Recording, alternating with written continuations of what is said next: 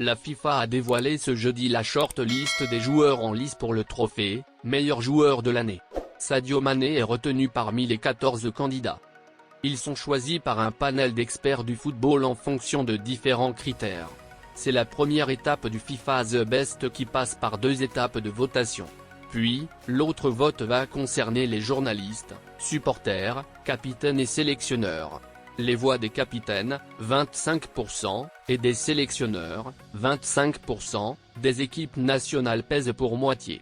L'autre moitié des votes est répartie équitablement entre les supporters, 25%, et un groupe de représentants des médias, 25%, du monde entier. Pour le moment, les votes sont ouverts sur le site de la FIFA et seront clôturés le 3 février prochain. La FIFA communiquera ainsi après la liste des 3 nominés pour la finale. La cérémonie des The Best FIFA Football Awards est prévue le 27 février prochain à Paris. Retenons que pour cette édition, les performances entre le 8 août 2021 et le 18 décembre 2022, date de la finale de la Coupe du Monde. Sur cette liste, 3 joueurs étaient absents durant ce grand rendez-vous du football mondial, Erling Haaland, Sadio Mané et Mohamed Salah. Kalidou Koulibaly a relancé Chelsea dans le match de la 18e journée de Première Ligue contre Fulham.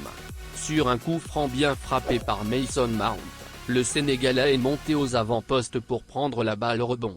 Et marque ce but égalisateur, 1-1, en début de seconde période. Mais les Blues vont s'incliner à la 73e minute sur un but de Carlos. Vainqueur de la Coupe du Roi la saison dernière, le Real Betis était à la quête d'un premier trophée cette saison.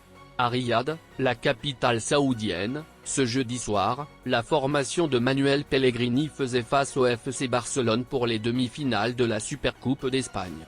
Mais malgré un match vaillant de leur part, Youssouf Sabaly et ses partenaires ont été battus au tir au but par les Catalans. Largement dominé en première période en dépit d'avoir eu les meilleures occasions, le Real Betis a logiquement été mené à la pause sur un but de Robert Lewandowski 40e. Revenus avec de meilleures impressions, les Andalous ont ensuite poussé dans la seconde mi-temps et égalisé à la 77e sur un joli but de Nabil Fekir. Le score restait à 1 à l'issue du temps réglementaire.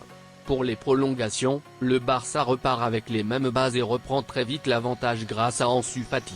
Mais le Real Betis, qui n'a jamais abdiqué dans cette partie, a encore remis les pendules à l'heure sur une réalisation de Lorraine Moron, 101e. Sabaly, entré en jeu à la 79e, et les siens vont finalement perdre au tir au but, 2-4. C'est donc que le Barça qui rejoint le Real Madrid à la finale.